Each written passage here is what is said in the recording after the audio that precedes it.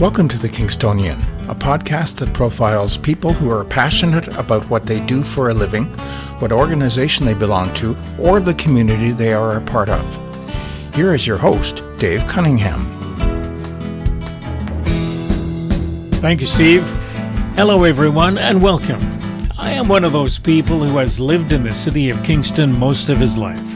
I think the last time I visited a farm was back in the early 60s, and that farm was in Ormstown, Quebec. This past July, a friend of mine spent some time at Ripplebrook Farm in Napanee, Ontario. He came back and told me that I needed to have the farmer on the podcast. My wife and I paid him a visit, and we agreed. He is definitely passionate about what he does and loves to spread the message. I think you'll enjoy this episode. Here's our conversation with Kevin MacLean. Kevin, I want to welcome you very much to the program today. Well, thanks, Dave. Pleasure being with you and sharing a bit about our industry. Now, let's start off with a bit of the history of Ripplebrook Farms. Tell us a little bit about it. Dave, I'm a third-generation dairy farmer. My grandfather was farmed in Joyceville, Ontario, not far from Kingston there, until about 1955, and he had a twin brother. And his twin brother, George, he stayed at the home farm in Joyceville, and then my grandfather, Jesse, moved to the Napanee location, where he started farming in 1955. And then my father took over in 1967, and then I joined the operation in 1997. Became a partner with my mother and father. At that time, we milked about 55 cows in an older barn, the barn that my father built. And then in 2004, we made a pretty big investment in our operation and in our industry, and we built a new barn. It's called a freestall barn. So there's two types of barns that dairy cattle are housed in. There's a tie stall barn where the cows are tied up and stay in the same stall every day. They'll go out for pasture sometimes during the day, but predominantly they'll stay in the same stall. We built what's called a freestall barn, and it's where the cows are free to roam around in the barn. They can eat, sleep, lay down where they wish to, and then upon milking time, then they're ushered to the milking parlor where we harvest the milk from them. And on our farm, we do that 3 times a day. So we're going to get to some of the details as to how the farm operates. One of the questions, before we get to that, I'm curious to know what the proportion of family-owned farms is to farms that are operated by big corporations. Do you have Sure. So the number published by Farm and Food Care Ontario is 97%. In Canada as family-owned operations. I think that's a number a lot of people are surprised about. For some reason, I've mentioned that number to a few people, and they were surprised. They thought it might be the other way around. Maybe in the United States, it certainly wouldn't be at that high a number, but in Canada, we're predominantly family-owned operations, and Okay. we are quite proud of that. I guess you would be. That's great news. One of the things, I guess we should start off by saying that my wife and I had the opportunity to pay a visit to the farm and get the tour, ask a lot of questions. You provided a lot of answers. There was one question that you did not have an answer to, and we gave you a couple of weeks to see if you could find out the answer. And the question is, why are barns on farms painted red? So I didn't know the answer, but I asked my father, and he said the reason majority of barns, or a lot of barns, are painted red, especially the older ones, is because red paint was cheaper. For some reason, I don't know what pigment they used, but the red pigment that they used for the paint was cheaper. So that's why you see the history of red barns is a lot of them around the countryside, the older ones anyways. Mm-hmm. Well, we got the answer to that question, so that's good. We talked about the fact that in your particular case, you have three generations operating the farm right now. So your parents are still there, you are operating, and you have a stepson who works with you as well. One Yes. of the things you mentioned when we were there talking to you was that after you finished university and got your degree, you went to work for a feed company, I think it was, away from the farm. Why did you feel, I guess in hindsight, that that was an important thing to do? Well, I think if you come right home to the farm, you maybe wonder what's, if the grass is greener on the other side of the fence, so to speak, right? Right. So I think if you go out and experience that, the workplace in a different atmosphere, then you appreciate when you come home. There's some tough days on the farm. Let's not paint a picture that dairy farming is all rosy. There's a lot of hard work, and there's a lot of things that can go wrong. And I think if you have had the experience of being out in the workforce, then you can appreciate and you can get through those days easier when that's your passion and that's what you want to do in life. So. Yeah. So you know what you're giving up to spend time on the farm, as well as know what you're getting by spending time on the farm. Absolutely. The other thing, I gained absolutely invaluable experience by meeting other farmers and seeing their operations and seeing what they did. And learning from them. I remember an old gentleman by the name of Don Holmes, and he taught me how to IV, do an intravenous injection on a cow.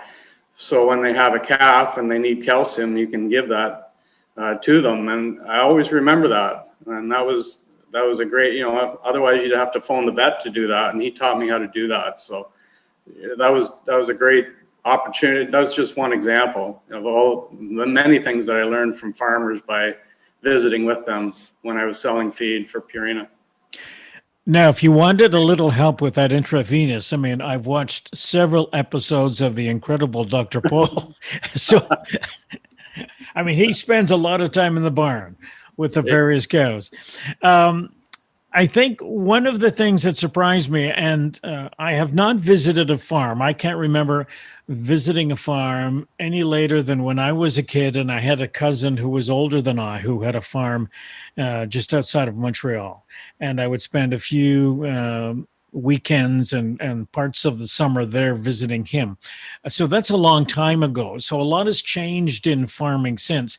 And I thought we would start off by talking, you've sort of alluded to it already, is the business of you being a dairy farm. You milk 130 cows, and milk quotas is a phrase that I think a lot of people have heard, but they may not understand what it means. And basically, you cannot milk as much as you would like to milk. Correct? Yeah, correct, Dave. It comes back to what we call our supply management system, and we only supply what the market demands. So if consumption increases by consumers, then we'll be asked to produce more milk. Likewise, if consumption goes down, they will withdraw a certain amount of quota from us so that we don't overproduce. Because otherwise, you have to sell it on the world market at a drastically cheaper price. Mm-hmm. So it's in our best interest as Canadian dairy farmers just to stay within our quotas. So on our farm, we can produce about 9,000 liters of milk every 2 days. And I can go over that for a certain period of time, but at some point I have to go under that to pay that back.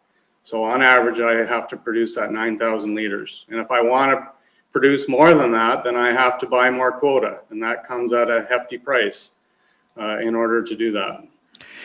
So when you talk about producing 9,000 liters of milk every 2 days, that's a lot of milk. Yeah, so if you think about that in bags of milk from the grocery store, a 4-liter bag of milk is, I'm producing 1,000 bags of those every day. Mm-hmm. So, we kind of think of it as we could supply the city of Napanee with all their milk requirements every single day. There's 5,000-6,000 people in Napanee, and we can provide that we could feed the whole town every day just from our operation alone. And kind of a neat story that I showed you I've told you the story, Dave, but someone was wise enough to keep a milk slip from my grandfather's operation in Joyceville from 1952. And for the month of February in 1952, they produced 10,456 pounds of milk for the whole month. And now our operation does that in a single day. So that just goes to show what, technology has done, genetics, nutrition, environmental care of our land, taking care of our land, and taking care of our animals. Now, when I was in the milking barn, it's a different setup, and I guess we have to try to describe this to listeners who are listening on radio as opposed to watching a video of this. So you have 2 columns of cows that come into the milking barn, and then you have an individual whose job it is to milk, and that's all she does. She works with the cows, and she is sort of standing in a level that's lower than the cows, but almost even with the udders of the cows, correct? Yes. And so she does something to the cows before she attaches the machines to milk. And describe what that's all about. So in nature, when a calf comes up, when the calf wants milk, the calf goes up to the cow and she kind of bunts at the cow's udder, and that's to stimulate oxytocin in the cow's brain that tells her to release milk to her udder. So that's what our milker is trying to simulate when she's in the parlor milking those cows. So she'll there's 8 cows in a row, and a row on each side. So there's 16 cows in the parlor. So she'll prep, we call it prepping. She'll prep 4 cows at a time, and she'll dip those cows with a peroxide teat dip, we call it, which is a germicide and kills any bacteria that's on the teat. And she does that, and then she strips a little bit of milk out of each teat. There's 4 teats on a cow, and that's just to stimulate what the calf would do. She's kind of rubbing the udder and getting the milk flowing, and she'll do that with 4 cows. And about a minute and a half later, she'll come back and she'll wipe that teat dip off and any dirt that's on the teats, and then she'll apply the milker. And that's the routine. She'll do that with 4 cows and then go down the line and do that with the next 4 cows, and then she'll switch to the other side, and 4, etc. And then when she's done, like you saw the day you were there, the computer in the parlor measures how much milk the cow is giving, and after she drops below a certain amount of milk flow, then the computer pulls the milker off the cow. And then the final step is the milker my lady milker will come and dip those cows with another germicide that protects their teats from when they go out in the barn, because they're going out into a barn and they're laying down in a stall, and we do our best to keep those stalls as clean as possible. That's probably one of the most important jobs on the farm. But ultimately, there's going to be germs and bacteria in that stall, and we want to protect that teat. So that's why we dip them with that germicide again. Now, you talked about a computer, and we'll come back to computers because the computer tends to play a big role in the way you operate the farm. One of the things I found interesting is that cows wear Fitbits. Yes. So everybody knows what a Fitbit is, but we have a hard time envisioning the role it plays on a cow. So explain that. Yeah, so they had Fitbits for cows before they were really introduced to the human population. We had it in 2009. So it's a collar around the cow's neck, and that collar measures how much the cow is moving. And then it also has a microphone in the collar, and it measures how much the cow is chewing their cud. And if you have ever watched a cow out in a field or in a barn, if they're comfortable and they're healthy, they're chewing their cud. So it measures, the cow Fitbit measures those 2 things, and those are 2 important indicators of health of a cow. So if her activity drops, then there's something wrong with that cow. Likewise, if the activity goes up on that cow, then it probably means that she's in heat and she's ready to be bred. And that's a pretty important task on a dairy farm, because you need to get cows bred to have babies, because cows are mammals, and a cow has to have a baby before she can start lactating. So that's a pretty important activity on our farm, to get that cow bred. So those Fitbits allow us to do that, to check for the cows that are in heat. And then it also allows us to check if there's a cow that's, her activity is low, then we go and see if there's something wrong with her, whether we need to address a health issue with that cow. So it's been a great innovation. It's been great technology for our industry to have those to monitor our cows. Now, technology plays a big role in the farm these days, and when we were there, we saw various examples of that. You talked about the barn that you had invested a lot of money in. I think you called it a freestall barn. Is that what it's called? Yes. Okay, so this is a big barn, and I'm just trying to create a picture for our listeners that when we were in there, it was a nice, bright, sunny day, and there appeared to be no walls on the side of the barn, so that airflow could come into the barn. And I was amazed at how little, like it wasn't an objectionable smell in being so close to so many cows. And so that's something I gather that's a function of the barn, is to try and keep the airflow going. But there's a lot of computer stuff built into the barn as well. Yeah, well, I'm glad to hear you say that our barns smell good, Dave. That's great to hear. But yeah, so a lot of things are involved in keeping that airflow, air quality healthy. Like you said, the walls are on they're curtains, and they're on thermostats. And when the temperature drops below 6 degrees Celsius, then those curtains will start to rise and they'll close up the barn. So come fall and winter, spring, those curtains are constantly moving. And then likewise, there's chimneys in the ceiling, and the chimneys exhaust the moist, warm air out of the barn. And in the summertime, like you saw when you were there, there's gigantic fans. They're 24 feet in diameter, and they're basically look like helicopter blades, and they're keeping the cows cool. So the barn is actually the coolest place on the operation in the summertime. Is there a point in keeping the calves and the cows in separate little sections inside the barn? Like you have the calves in one place, and then you have those cows that are expected to give birth at any minute in one section, and then you have another section where you have already inseminated the cows and you're waiting for them to get pregnant. Is there a point in keeping them separate like that? Yeah, excellent point. So there's 5 distinct areas in our barn, Dave, like as I showed to you when you were there.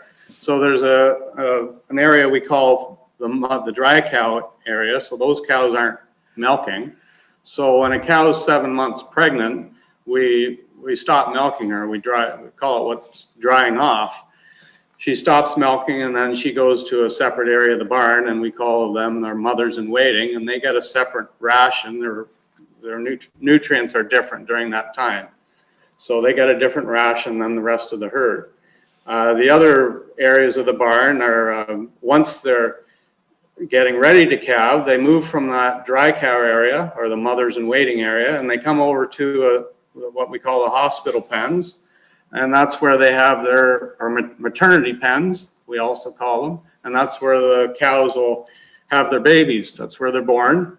And the cows will stay with their calves. Probably the most common question I get, Dave, is how long do the cows stay with the cows, or do the babies stay with the mothers? And on our operation, they stay there for about a day with the calves, and then we keep the cow and the calf in an area that they can see each other. And that seems to be less stressful for the cow. So there's calves in the end pen that have just been born, and that's in an area where the mothers can see them. And that's just to provide a less stressful atmosphere for the cow.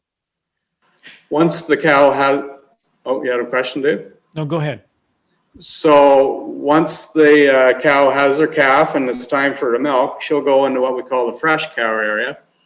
And the cows will stay in there for about a month, and they'll get a different ration as well. They'll get a little bit more dry hay, and it just keeps their stomachs healthy, and overall it's more healthy for the cow to keep them in that separate area. There's less animals in that area, a little bit less competition. And if a cow is going to get sick, it's usually after having their calf. So, and it's in an area that we can see from the milking parlor quite readily, and we can keep an eye on those cows a lot easier, just so that they stay healthy. And then from there, after a month, they go to one of two areas. And when I have school groups to the farm, I always tell them it's like keeping the grade 9s and the grade 12 separate. You don't want them in the same hallway, or the grade 9s will get stuffed in the lockers. So it's the same in a barn. You get the young cows competing against the older cows, and the young cows will get beat up. So we want to keep those younger cows in a separate area from the older cows, and then everybody just gets along. And it's no different than going to high school. There's a pecking order, and everybody finds their place, and then everybody's happy once everybody finds where they belong in the pecking order. And you want to wait till those younger cows get a little more mature and know how to behave. That's right. Now, you don't have any bulls on the farm. No. So why not? Well, main reason is for safety. So I have farmer friends who have kept a bull on their operation, and 99% of the time the bull will be friendly, but it's the 1% of the time that you have your back turned and the bull decides not to be friendly, and you can get severely injured if that bull decides to be ornery on a certain day. So, so we've chosen to use what we call artificial insemination, and there's companies that have bulls and house bulls in their operations, and then they collect the semen from those bulls, and they'll sell that semen to me to impregnate our cows with. And the luxury of that is you're getting the best of the best in the world.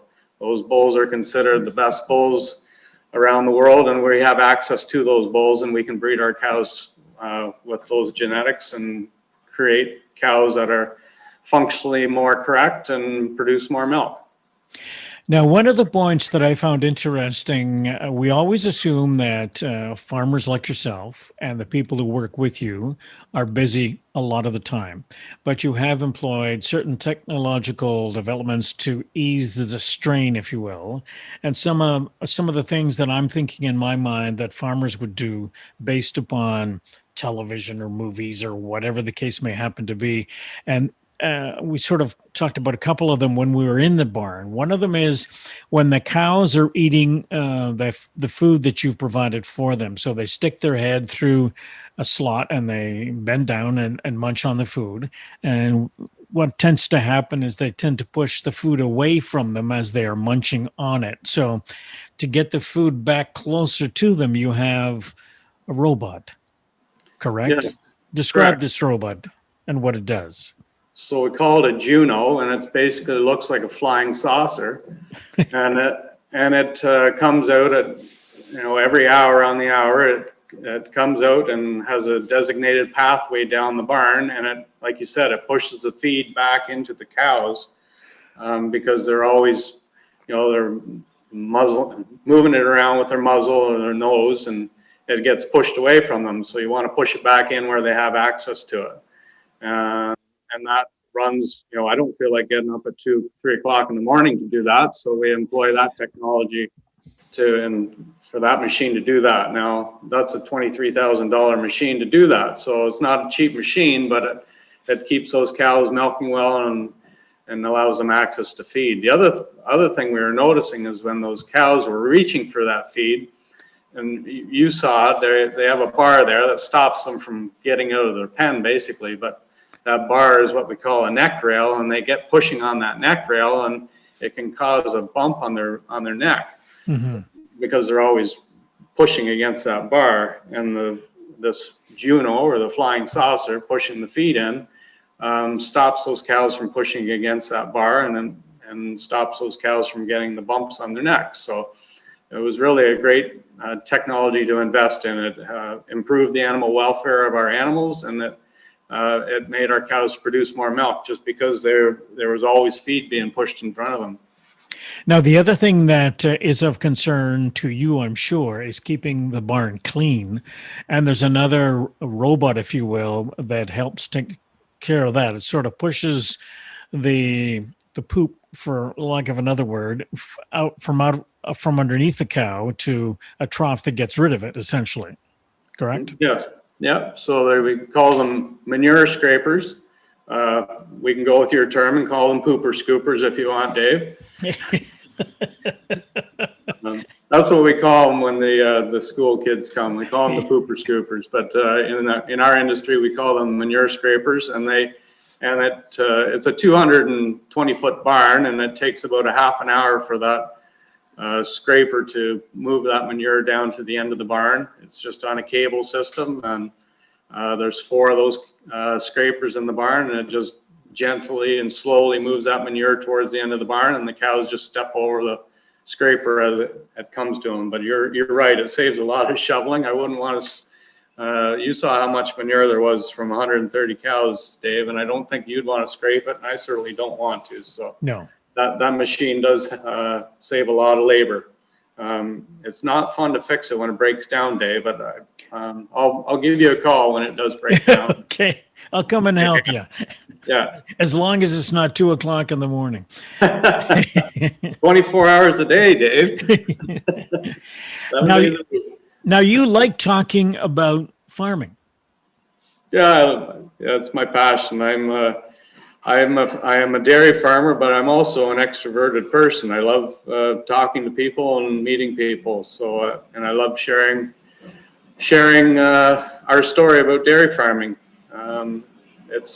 It's really, I find when people come to the farm, they are like yourself. They're just fascinated, and they don't understand all the things that are involved with producing milk and producing quality milk. And I don't know if you saw at the end of our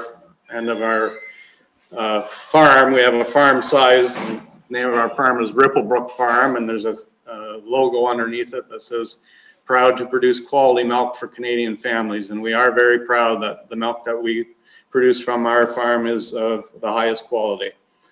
And one thing maybe we didn't talk about, Dave, is I don't think people realize the stringent regulations and testing that goes into every time the milk truck picks up the milk. So there's a sample taken from our tank before it goes on the milk truck, and that sample goes to a laboratory, and it's tested for bacteria, and it's also tested for antibiotics.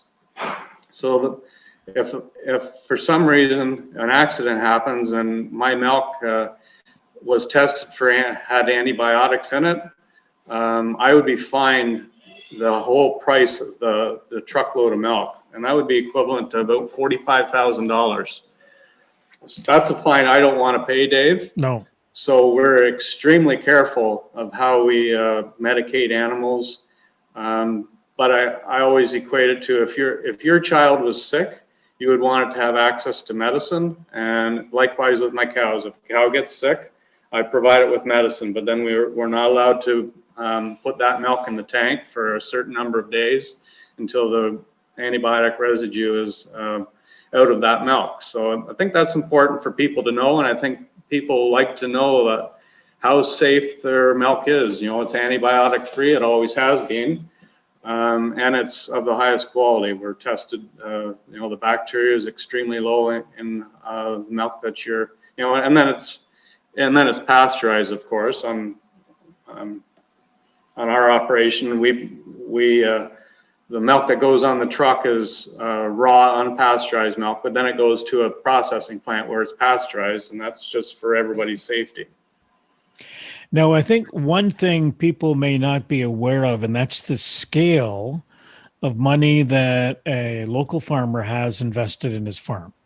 And I think when we are talking about pieces of equipment alone that you have to use, you talked about the robot that pushes the hay around and how much that costs, and how much the big tractors and all the other gear that you have. And do you think that there is enough advocacy done by farmers to the general public to tell the story of farming? Well, I do my best, Dave. The problem is we're busy trying to do a good job farming. And at the end of the day, we're tired, and we don't always take the time to tell our story. But I guess I enjoy doing it. I believe it's part of my job. And I, like yourself, when you phone, I never say no to a media relations opportunity. Because I think it's an important job that we have to do to tell our story before someone else tells a story that isn't true. If you come to our farm, as many people have, they really appreciate, like you said, the capital investment we have in equipment and facilities. And that's not even talking about quota. To have quota for a dairy operation is a huge investment as well. So, yeah, I love telling that story. The one thing we did one time, Dave, that really hit myself, really struck a chord with me, is we had a media relations day, and our local milk committee sat down, and we made a list of all the local businesses that we buy product from.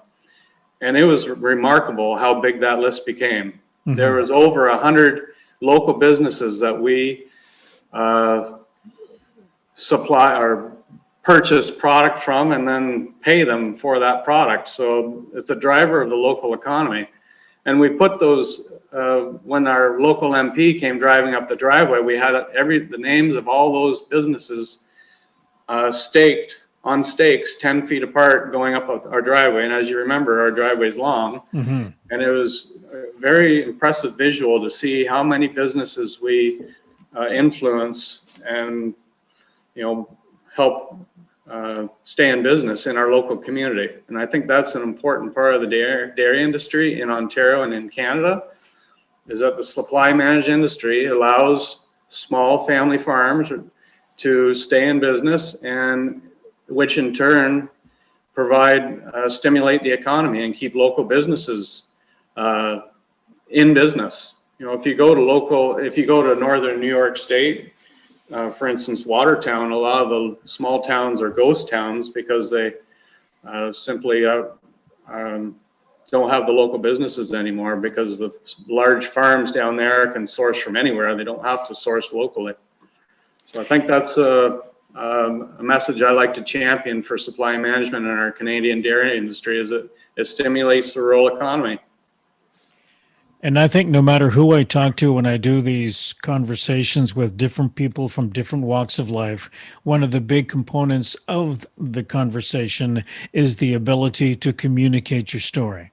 And I think there are a lot of people out there who just don't know the story. And the more we can help by communicating and sitting down and having this sort of conversation, what's going on, then the better off we are all going to be.